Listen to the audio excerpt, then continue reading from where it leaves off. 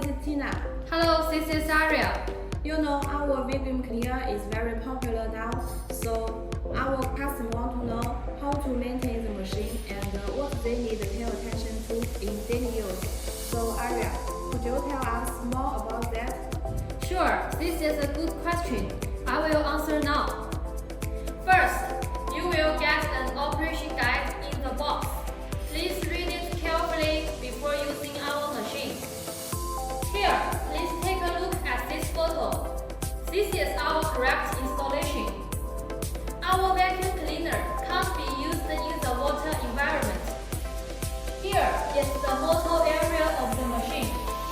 The air outlet needs to face the wall when you install and reinstall the vacuum cleaner. Here, the filter is very important to the vacuum cleaner. When you are using the machine, please clean the filter at least once a week.